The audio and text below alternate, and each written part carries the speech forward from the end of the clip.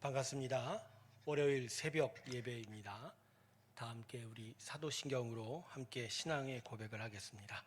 전능하사 천지를 만드신 하나님 아버지를 내가 믿사오며 그 외아들 우리 주 예수 그리스도를 믿사오니 이는 성령으로 잉태하사 동정녀 마리에게 나시고 본디오 빌라도에게 고난을 받으사 십자가에 못 박혀 죽으시고 장사한 지 사흘 만에 죽은 자 가운데서 다시 살아나시며 하늘에 오르사 전능하신 하나님 우편에 앉아 계시다가 저리로서 산자와 죽은 자를 심판하러 오시리라. 성령을 믿사오며 거룩한 공예와 성도가 서로 교통하는 것과 죄를 사하여 주시는 것과 몸이 다시 사는 것과 영원히 사는 것을 믿사옵나이다. 아멘. 우리 다 함께 445장 찬송 부르겠습니다. 445장 태산을 넘어 홍곡이 가도 우리 함께 찬송 부르겠습니다. 태산을 넘어 험곡에 가도 빛 가운데로 걸어가면 주께서 항상 지키시기로 약속한 말씀 변치 않네. 하늘의 영광 하늘의 영광 나의 맘속에 차고도 넘쳐 할렐루야를 힘차게 불러 영원히 주를 찬양하리. 캄캄한 밤에 다닐지라도 주께서 나의 길 되시고 나에게 밝은 빛이 되시니 길 잃어버릴 염려 없네. 하늘의 영광 하늘의 영광 나의 맘속에 차고도 넘쳐 할렐루야를 힘차게 불러 영원히 주를 찬양하리. 광명한 그 빛 마음의 바다 찬란한 천국 바라보고 할렐루야를 힘차게 불러 날마다 빛에 걸어가리. 하늘의 영광 하늘의 영광 나의 맘속에 차고도 넘쳐 할렐루야를 힘차게 불러 영원히 주를 찬양하리. 아멘. 기도하겠습니다. 하나님의 은혜가 오늘도 우리 가운데 있어 하나님을 향하여 나아갈 수 있게 해주시니 감사합니다. 하나님의 은혜와 사랑을 깨닫는 저희의 심령 되게 하여 주시옵소서. 하나님께로 나아가는 믿음의 고백들 위에 축복하실 때 하나님을 알게 하여 주시고 하나님을 깨닫게 하여 주시고 하나님의 선한 일을 향하여 나아가게 하여 주시옵소서. 오늘도 성령의 충만한 가운데 인도함을 받게 하셔서 하나님께서 원하시는 간구와 기도 가운데 있게 하시며 또 하나님이 응답하시는 기쁨과 평강 가운데 머물게 하여 주시옵소서. 감사드리며 예수님의 이름으로 기도드립니다. 아멘. 오늘 하나님의 말씀은 에베소서 6장 10절에서 17절 사이의 말씀입니다. 제가 읽겠습니다. 끝으로 너희가 주 안에서와 그 힘의 능력으로 강건하여지고 마귀의 관계를 능히 대적하기 위하여 하나님의 전신갑주를 입으라. 우리의 씨름은 혈과 육을 상대하는 것이 아니요 통치자들과 권세들과 이 어둠의 세상 주관자들과 하늘에 있는 악의 영들을 상대함이라. 그러므로 하나님의 전신갑주를 취하라. 이는 악한 날에 너희가 능히 대적하고 모든 일을 행한 후에 서기 위함이라. 그런즉 서서 진리로 너희 허리띠를 띠고 의의 호심경을 붙이고 평안의 복음이 준비한 것으로 신을 신고 모든 것 위에 믿음의 방패를 가지고 이로써 능히 악한 자의 모든 불화살을 소멸하고 구원의 투구와 성령의 곰 곧 하나님의 말씀을 가지라. 아멘. 오늘 본문에는 하나님의 전신갑주라는 대목이 두 군데나 나옵니다. 11절하고 13절인데 이 전신갑주라는 것은 이 완전 무장을 의미하는 것이죠. 근데 왜 사도 바울은 우리에게 이 믿음의 사람들에게 전신갑주가 필요하다고 계속 강조하고 있을까요? 그건 우리가 군인과 같은 존재이기 때문입니다. 물론 나라를 지키는 군인은 아닙니다만 대신 하나님의 나라를 여정을 살아가는 십자가의 군병들이죠. 악한 마귀를 상대로 우리 자신을 지키고 싸우는 십자가의 군병들입니다. 사단 마귀가 우리의 적이 됩니다. 우린 지금도 사단 마귀와의 치열한 영적 전쟁을 벌이고 있습니다. 그래서 반드시 하나님의 전신갑주로 무장해야 합니다. 그래야 이 마귀와의 싸움, 이 전쟁에서 승리할 수 있습니다. 여러분, 안전무장하지 않고 전쟁터에 나간다는 게 이게 말이 되겠습니까? 그렇게 싸움에 임해서 어찌 승리를 할 수 있겠습니까? 그래서 바울 사도는 하나님의 전신갑주를 입으라라고 말씀하고 있는 것입니다. 자, 그러면 사단 마귀의 영적 전쟁에서 반드시 갖춰야 될 하나님의 전신갑주는 구체적으로 어떤 것인가요? 첫 번째로 진리의 띠를 말하고 있습니다. 14절을 보면 그런즉 서서 진리로 너희 허리띠를 띠고라고 합니다. 요즘 군대에서는요, 이 허리띠를 탄띠라고 부르는데요. 탄띠를 단단히 매야 거기에 대검도 꽂고 또 수통도 달고 탄창도 꽂아 볼 수 있습니다. 바울 당시의 군인들의 경우에 허리띠가 더 절실했습니다. 그들의 복장은 대부분 통치마였어요. 지금같이 바지가 있는 게 아니었는데, 그래서 허리를 단단히 조여매지 않으면 통치마여서 너덜너덜해서 제대로 활동할 수가 없었습니다. 전쟁에 나가서 이런 목장이면 민첩하게 뛸 수가 없는 것이죠. 이런 점에서 이 진리의 허리띠라는 말씀은 진리에 비추어 볼 때 불필요하고 너덜너덜하고, 그렇죠? 우리의 믿음의 삶에 방해가 되는 것들은 과감히 버리라 라는 그런 의미가 되는 것이죠. 이게 바로 진리로 허리띠를 띠다라는 것이죠. 진리로 판단할 때 이것은 필요 이상의 것이다, 불필요하다, 진리 합당치 않은 것들은 과감하게 버리라라는 것이죠.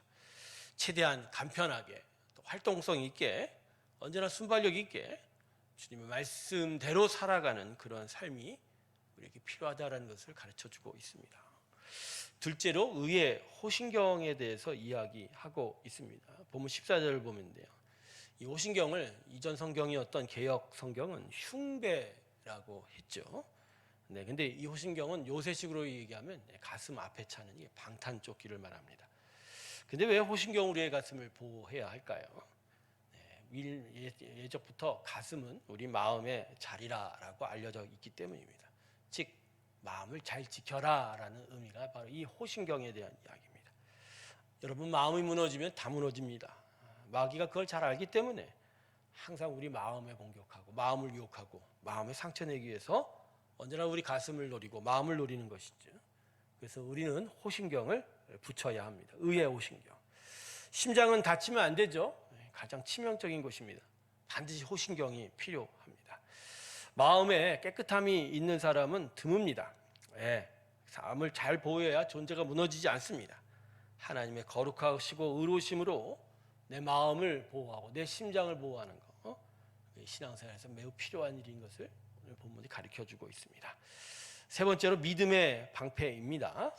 본문 16절을 보면 믿음의 방패라고 얘기하는데 악한 자의 모든 불화살을 소멸하라고 이렇게 얘기합니다. 사단의 불화살은 참으로 무섭습니다. 명중률이 참 높습니다. 백발백중입니다.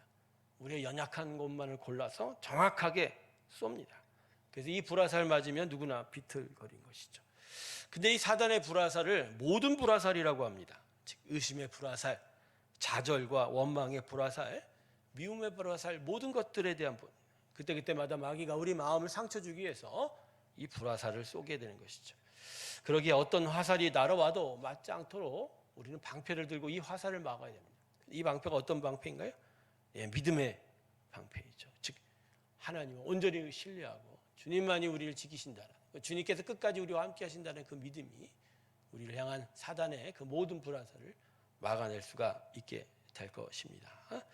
네 번째로 구원의 투구에 대해서 이야기하고 있습니다. 본문 17절을 보면요. 요즘 군인들도 철모를 쓰지요. 철모는 총알이 날아와도 웬간하면 막아내게 됩니다. 공사 현장이나 운동선수들도 안전모를 씁니다. 네, 머리가 그만큼 중요하고 또 다치면 치명적이 되기 때문입니다. 그래서 구원의 투구를 쓰라는 것도 똑같은 의미입니다. 즉 우리에게 가장 중요한 우리의 확신, 지적인 어떤 하나님을 아는 지식을 보호해야 한다는 것이죠. 여러분 자신이 가진 구원에 대한 회의가 의심이 들면 안 됩니다. 이것을 위해서 우리는 언제나 구원의 투구를 써서 정말 나를 하나님께서 구원하신 것에 대한 확신을 계속 가져야 합니다. 이 구원의 확신이 있어야 우리는 신앙생활을 정상적으로 할 수가 있는 것이죠. 자기 구원에 대한 회의가 계속 들면 갈팡질팡하는 신앙생활을 하게 되는 것입니다. 이렇게 되면 의심에 빠지게 되고 회의에 빠지게 되고 때로는 믿음으로부터 멀어지게 되는 것이죠. 구원의 투구를 쓰시기를 원합니다. 마귀와 영적 전쟁에서 이 구원의 투구 쓰는 것은 대단히 중요합니다. 뇌를 다치면 끝장이라는 것을 아는 마귀는 언제나 우리에게 이 회의감을 들고 의심을 갖게 됩니다. 여기에 우리는 구원의 투구를 써서 우리는 흔들리지 말아야 합니다. 다섯 번째로 성령의 검입니다. 이제까지 다른 모든 무기들을 보면 다 방어 장비인 걸 알 수 있습니다. 그러나 이 성령의 검은 공격하는 무기입니다. 전쟁터에 나가는 군인이 총 없이 전쟁할 수 있겠습니까? 탄띠도 좋고 철모도 좋고 방탄조끼도 좋은데 공격할 수 있는 무기인 총이 있어야 됩니다. 마찬가지로 영적 전쟁을 하는 우리에게 무기가 있어야 됩니다. 그게 바로 성령의 검이다. 성령의 검, 바로 이 말씀으로 우리를 향하여 들어오는 어떠한 공격조차 우리가 먼저 막아내고 또 공격해서 그 말씀으로 우리를 지켜내고 또 이겨가야 할 것입니다. 설에서 마귀는 성령의 검을 제일 두려워합니다. 마귀는 어떤 방어 무기도 두려워치 않고 공격하려고 하지만 이 말씀의 검 앞에서는 두려워합니다. 그래서 예수님도 광야의 40일 시험에서 성령의 검인 말씀으로 마귀를 물리쳤던 것입니다. 여러분 하나님의 말씀을 더욱더 꽉 붙잡기 바랍니다. 그 무기를 들고 우리의 영적 전쟁에서 귀한 승리가 있기를 소망합니다. 정리합니다. 우리는 계속하여 끝까지 영적 전쟁을 치루어야 합니다. 매 순간이 마귀와의 전쟁이요 사단의 유혹과 공격에 막아내야 되는 일인지도 모릅니다. 그러나 우리는 이 전쟁에서 끝까지 이겨야 됩니다. 그러기 위해서 우리는 하나님의 전신갑주를 갖춰야 됩니다. 무엇보다 말씀을 손에 쥐어 말씀을 통해서 사탄 마귀를 이겨야 할 것입니다.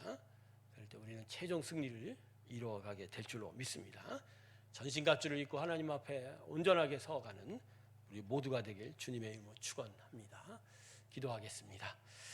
아버지 하나님, 전신갑주를 입으라는 말씀 속에 하나하나의 그 무장과 또 성령의 검이 무엇인지를 살펴보았습니다. 하나님, 이것들을 통해서 우리가 온전한 승리를 이루어가게 하여 주시고 이 땅에 살아가는 모든 삶의 순간순간마다 하나님을 의지하여 또 전신갑주를 통해서 귀한 싸움에서 이겨가게 하여 주시옵소서. 오늘도 우리를 부르시고 하나님께서 오늘도 우리 안에 은혜를 허락하셔서 우리로 하여금 계속적으로 믿음의 삶을 살아갈 수 있게 하여 주시니 감사합니다. 오늘도 더욱더 주의 은혜 안에 머물게 하시고 더욱더 주님을 믿어가는 저희의 심령이 되게 하여 주시옵소서. 하나님만을 온전히 바라보게 하여 주시옵소서. 성령의 충만함이 우리 가운데 있어 온전히 하나님을 바라보고 하나님만 믿고 나아가는 저희가 되게 하여 주시옵소서.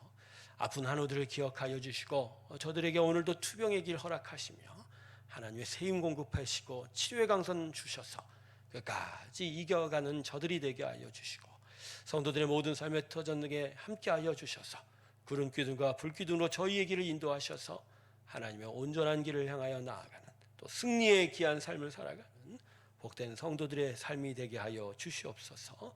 교회를 더욱더 진리의 반석에 세우시며 하나님의 나라를 향하여 나아가는 하나님의 귀한 교회 되게 하여 주시옵소서. 이젠 우리 주 예수 그리스도의 은혜와 하나님 아버지의 사랑과 성령의 교통하심이 전신갑주를 입고 하나님의 은혜 안에 날마다 이거 모든 싸움에서 이기기를 주께 고백하며 나서는 하나님의 귀한 성도들의 심령들 위해 지금부터 영원토록 함께 하시기를 간절히 축원하옵나이다. 아멘.